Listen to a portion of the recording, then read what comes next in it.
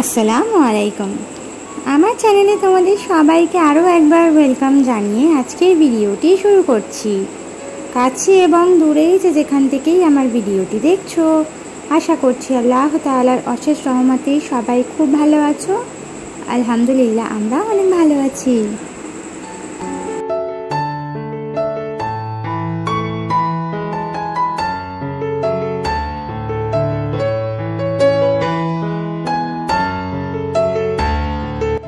তো আবারও একটি নতুন দিনে নতুন ভিডিও নিয়ে তোমাদের মাঝে হাজির হয়ে গেলাম। আশা করছি আজকের আমার এই ভিডিওটা তোমাদের কাছে একটু হলেও ভালো লাগতে পারে, তাই ভিডিওটা না টেনে শেষ পর্যন্ত দেখার অনুরোধ রইল।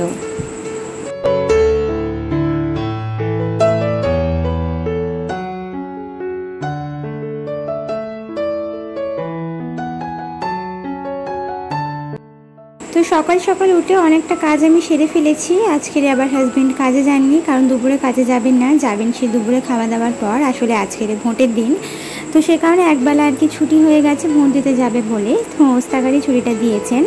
হ্যাঁ, তো সেই কারণে আর কি সকাল সকাল অনেকটা কাজ আমি এগিয়ে ফেলেছি। তারপরে এই যে ঘরটা ঝাড়ু দিয়ে, সকালবেলা অলরেডি একবার আমার ঘর ঝাড়ু দেওয়া হয়ে গেছে, ঘর দালান উঠোন পাট সব ঝাড় দেওয়া হয়ে গেছে। তারপর ব্রেকফাস্টের পর, যেহেতু আমাদের ফ্লোরে খাওয়া দাওয়া হয়, তাই ব্রেকফাস্টের পর আবারও কিন্তু ঝাড় দিতে হয়, কারণ খাওয়া দাওয়া হওয়া মানে একটু একটু তো এটা সেটা তো পড়বেই, খাবারের গুঁড়ো আর কি যা খাওয়া হবে।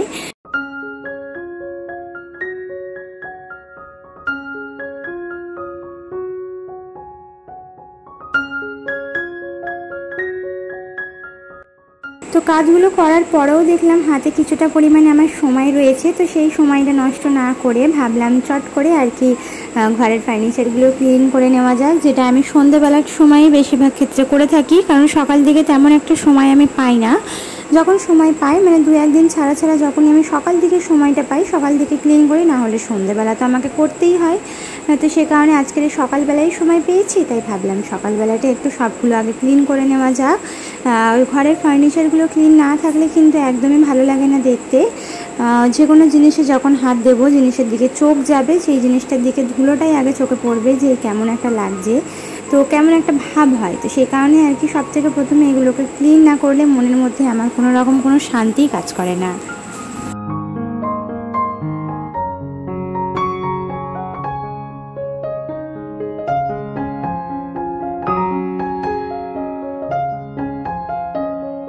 সবথেকে বড় কথা, যেই জিনিসগুলো প্রত্যেক দিন ব্যবহৃত হচ্ছে, আমরা কোনো না কোনোভাবে প্রতিদিন সেই জিনিসগুলোকে ব্যবহার করছি, সেগুলোকে দেখছি, সেগুলোর আশেপাশে দিয়ে যাওয়া আসা করছি, সেগুলো ঘরেরই একটা অংশ। তাহলে প্রতিদিন আমরা খাওয়া দাওয়া করি, গোসল করি, সব কিছুই করি, তাহলে সেই জিনিসগুলো পরিষ্কার করার মতো সময় কেন আমরা পাবো না, তাই না?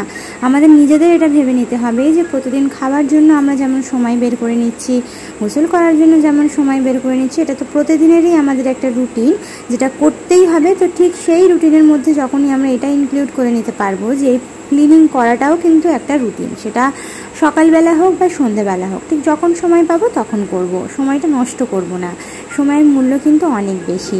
তো সেই কারণে এই জিনিসটা মাথার মধ্যে যখন তুমি একবার ঢুকিয়ে নিতে পারবে না, তখন দেখবে সব কিছু একেবারে চকচকে তকতকে।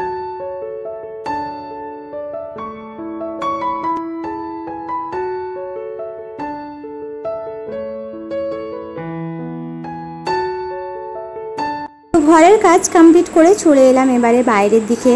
জামা কাপড়টা আমি ধুয়েছিলাম, তবে মেলা হয়নি, কারণ আমি ভেবেছিলাম যে ঘরের কাজ কমপ্লিট করে তবেই আমি ছাদে যাব, যদি ঘরের ভেতরে কোনো কাপড় চোপড় থাকে যেগুলো রোদ্দুরে দিতে হয়, কারণ কালকেরে তো একদমই রোদ্দুর হয়নি। তোমরা আগের ব্লগে দেখেছো সারাটা দিন খালি বৃষ্টিই হয়েছে, সে কারণে কোনো জামা কাপড়ই শুকায়নি।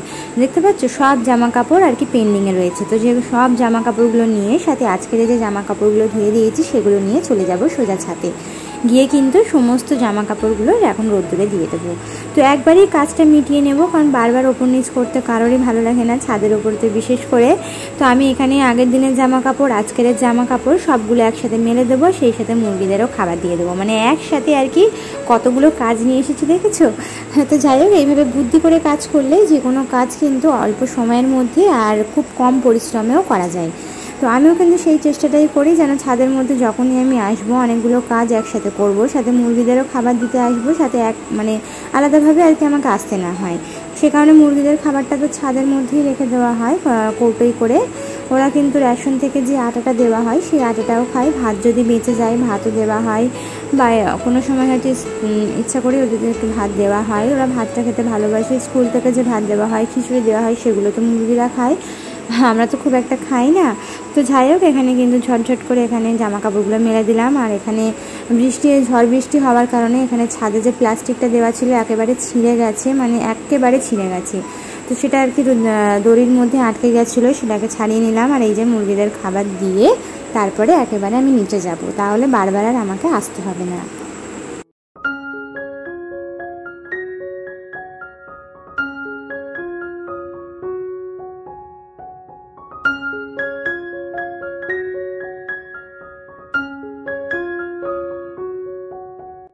তো হাজব্যান্ড যেহেতু বাড়িতে রয়েছেন, তো সে কারণে সকালবেলা ভারী কিছু করিনি, মানে রুটি ফুটি আজকে আর কিছু বানাইনি। তো সকালবেলা একটুখানি চা, টোস্ট, বিস্কিট, যা শুকনো খাবার থাকে সেটা দিয়েই সবাই চা খেয়েছি। তারপর এই যে বেলার দিকে একটু খুদ রান্না করব, মানে খুদের খিচুড়ি করব। মাই এখানে খুদটা ভালোভাবে ঝেড়ে কুটে ধুয়ে ধায়ে দিলেন, এবারে কিন্তু আমি বাকিটা করে নেব। তো শাশুড়ি বৌমা একসাথে মিলেমিশে কাজ করলে কোনো দিন অশান্তি নয়, বরঞ্চ বন্ধুর মতো থাকতে পারবি।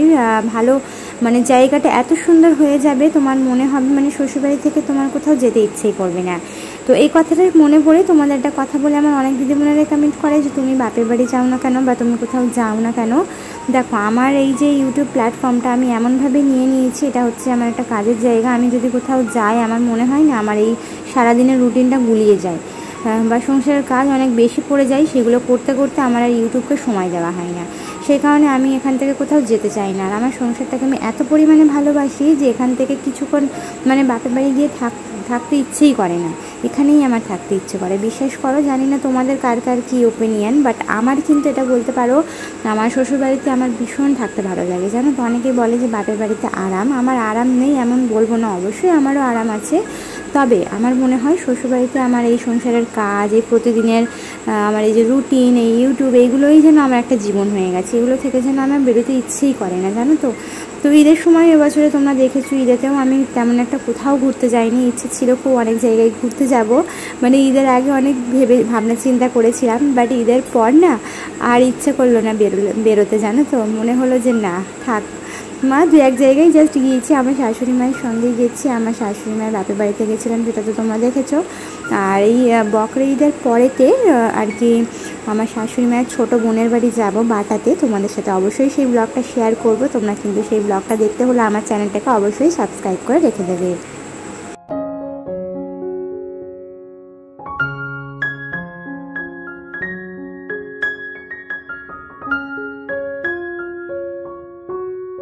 বেলাতে খিচুড়ি খাওয়ার পর খুব তাড়াহুড়ো করে রান্না করেছি, কারণ ভোট দিতে যাওয়ার ব্যাপার ছিল। তো ভোট দিয়ে আসতে অনেকটা ভিড় হয়েছিল, আস্তে আস্তে এত দেরি হয়ে গেছে যে তাড়াহুড়ো করে রান্না করে খাওয়া দাওয়া করে নিয়েছিলাম।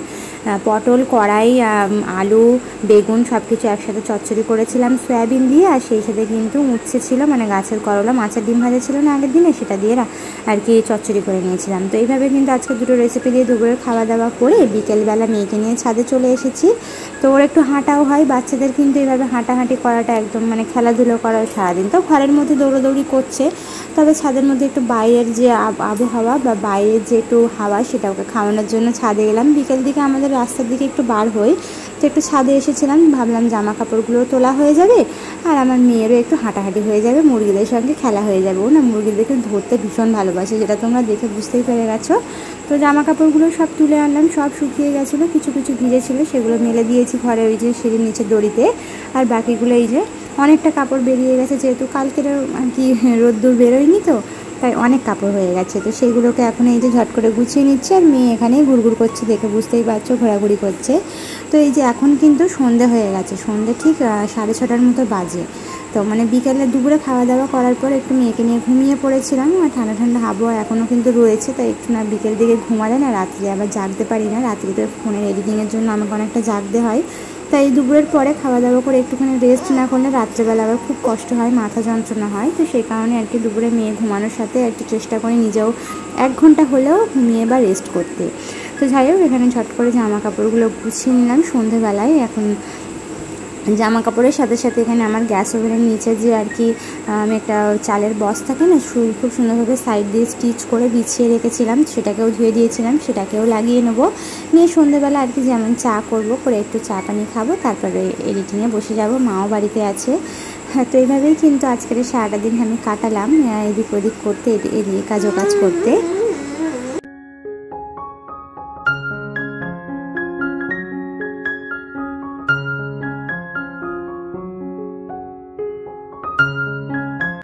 আমার এক দিদিবোনের আবদার ছিল আমার গ্যাস ওভেনের এই পেছনের মানে এই যে দেওয়ালটা কালো, তো তাই ভিডিওতে দেখতে খুব বাজে লাগে। আসলে কালো হওয়ার কারণটা তোমাদের বলি, যখন এখানে এই যে গ্যাস ওভেন এগুলো লাগানো ছিল না, তখন কিন্তু এখানে কাঠের উনানে রান্না হতো। যারা আমার অনেক আগের ভিউয়ার্স রয়েছে তারা জানো। তো কাঠের উনানে রান্নার জন্যেই কিন্তু এই জায়গাটা কালো হয়ে গেছে। তো চিন্তা নেই, কদিন মানে ঈদের পরই কিন্তু আমার এই রান্নাঘরের কাজ শুরু হবে, তারপরে কিন্তু এই জায়গাটা সুন্দর হয়ে যাবে, যেটা তো তোমরা দেখতেই পাবে বা তোমাদের সঙ্গে তো অবশ্যই শেয়ার করব। তো রান্নাঘরটা আর কি কমপ্লিট হওয়ার ইচ্ছা আছে ইনশাআল্লাহ, দেখা যাক কতদূর কী হয়। তোমরা কিন্তু দোয়া করো, পাশে থেকো, তাহলে কিন্তু সুন্দরভাবে আর কি রান্নাঘরটা হয়ে যাবে। আর তারপরে কিন্তু অনেক নতুন ভিডিও তোমরা দেখতে পাবে আর কি। তো যাই হোক, এখানে ঝট করে এই যে রান্নাঘরের নিচে মানে গ্যাস ওভেনের নিচেই বস্তাটা বিছিয়ে দিয়ে কিন্তু দেখতে ভালো লাগার পাশাপাশি এখানে যে তেল মশলা সেটাও কিন্তু খুব সুন্দরভাবে আর কি ধুয়ে নিলে পরিষ্কার করে নিতে পারি।